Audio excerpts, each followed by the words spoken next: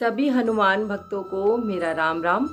दोस्तों, आपके लिए फिर से एक नया वीडियो लेकर आई हूँ और इस वीडियो के अंतर्गत मैं आपको बताने वाली हूँ कि मेहंदीपुर बालाजी और बागेश्वर में जो बालाजी हैं उनमें क्या अंतर है और क्या समानताएं हैं।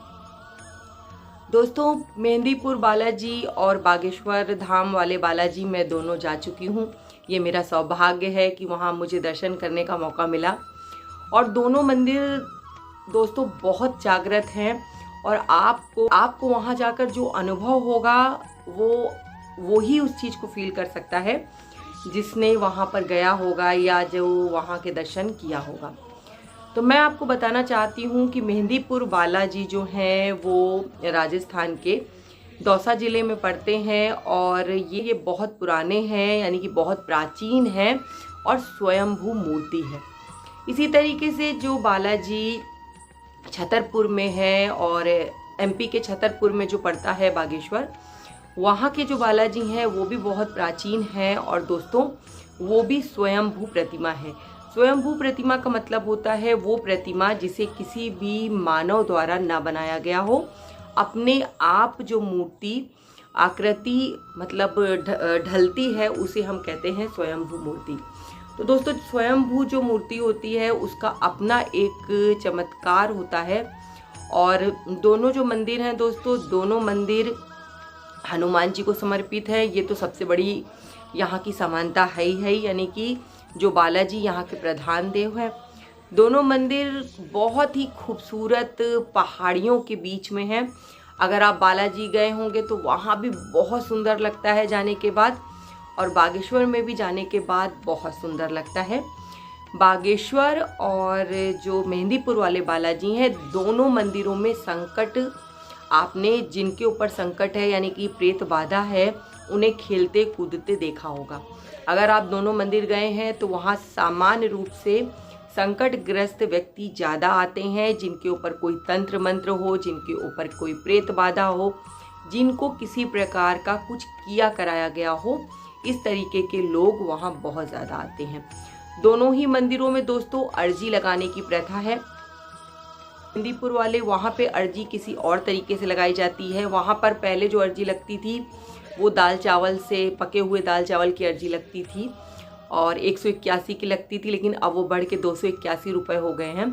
लेकिन जो बागेश्वर धाम वाले बालाजी हैं वहाँ जो अर्जी लगती है वो नारियल की अर्जी लगती है, यानी कि अलग अलग कपड़ों में, यानी कि पीले कपड़े में, काले कपड़े में, लाल कपड़े में, सफ़ेद कपड़े में, हर एक मनोकामना के लिए, परेशानी के लिए अलग अलग रंग के कपड़े में नारियल बांध के वहाँ अर्जी लगती है। लेकिन बालाजी में जो अर्जी लगती है मेहंदीपुर वाले, वहाँ पर अब लड्डुओं की अर्जी लगती है। एक बार अर्जी लगाने के बाद आपकी 3 साल तक सुरक्षा रहती है अगर आप मेहंदीपुर बालाजी में अर्जी लगाते हैं।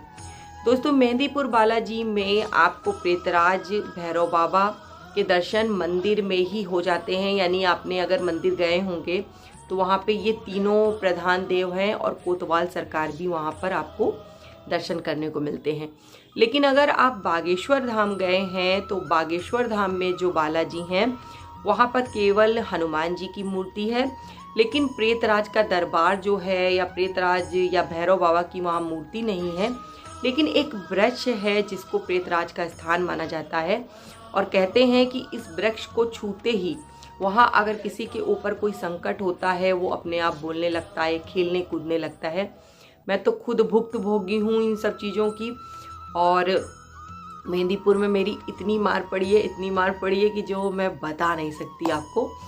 और वहाँ पर दोस्तों मारने वाला कोई नहीं होता है, इतना आपको पिटाई होती है कि आपको लगेगा कि कोई मार रहा है, इधर दर्द होगा, इधर दर्द होगा। घर आएंगे तो आपको मतलब आपके शरीर में जगह जगह काले लाल निशान पड़े होंगे, सूजन भी होगी, लेकिन कौन मारता है आपको पता नहीं चलता है। मतलब चमत्कार ही चमत्कार है वहाँ पे।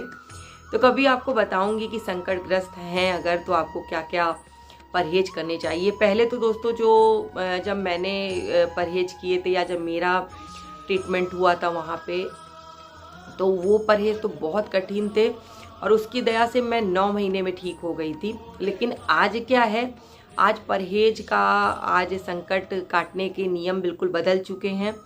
तो लोग कमेंट करते हैं कि मेरा संकट सही नहीं हो रहा, मेरी परेशानी सही नहीं हो रही। तो मैं उन सबको कहना चाहूँगी कि जिनकी भी परेशानी संकट दूर नहीं हो रहा है तो वो बालाजी की शरण में रहें, उनकी पूजा पाठ करें।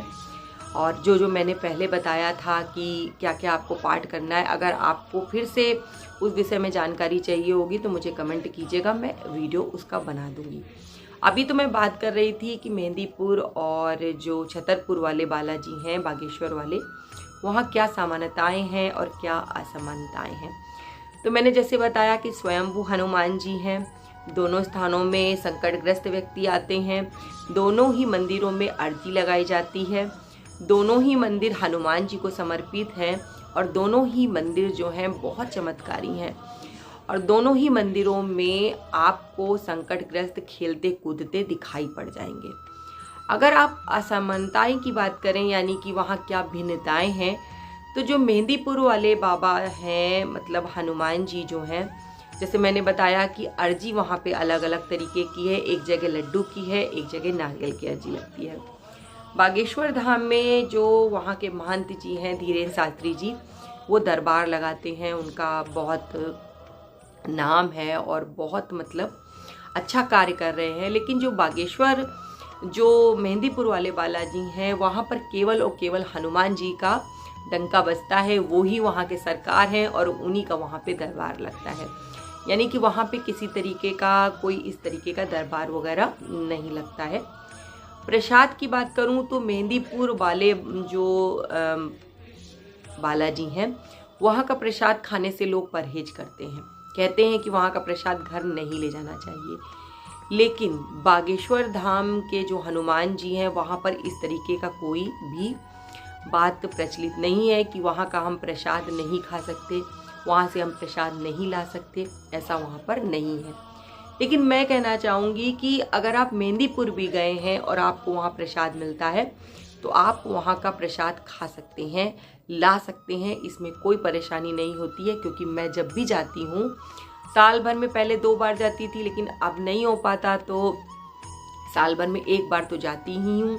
जैसे अभी कुछ दिन बाद जाऊँगी, दीपावली के बाद, तो मैं वहाँ पर प्रसाद जब जाती हूँ तो प्रसाद का भोग भी लगाती हूँ, सवा मड़ी भी करवा देती हूँ अगर बाबा की इच्छा होती है, और वो सवा मड़ी का प्रसाद खाती भी हूँ और लाती भी हूँ।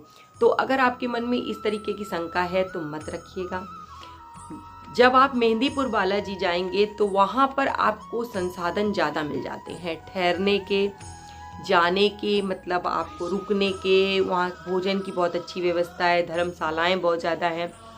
लेकिन जो बागेश्वर धाम है वहाँ पर अभी उतनी सुविधा नहीं है। ये आप समझ लीजिए कि जो आज से 10-15 साल पहले मेहंदीपुर बालाजी था, उस तरीके से इस समय बागेश्वर धाम के बालाजी हैं। बहुत जल्दी उन्नति हो रही है, वहाँ पे बहुत अच्छा डेवलपमेंट चल रहा है। लेकिन मेहंदीपुर बालाजी में आपको ठहरने, रुकने, खाने, हर चीज़ की व्यवस्था मिल जाएगी। दोनों ही मंदिर बहुत चमत्कारी हैं और दोनों ही मंदिर आपकी सभी मनोकामनाएं पूरी करते हैं। ये जानकारी मैंने इसलिए आपके साथ शेयर की कि अगर आपके मन में ये शंका है कि मेहंदीपुर जाएं कि बागेश्वर धाम जाएं, संकट हमारा कहाँ सही होगा, तो संकट आपका दोनों जगह सही होगा। मनोकामना हमारी कहाँ पूरी होगी, तो मनोकामना आपकी दोनों जगह पूरी हो जाएगी। कहीं भी जाइए, बाबा तो सब जगह ही अपनी कृपा दृष्टि अपने भक्तों पर बनाते ही बनाते हैं। तो आज के लिए दोस्तों इतना ही, और मैं बाबा से प्रार्थना करूंगी कि बाबा मेरे आप सभी भक्तों पर अपनी कृपा दृष्टि ऐसे ही बना के रखिए। इसी के साथ जय श्री राम, जय बाबा की, और हर हर महादेव दोस्तों।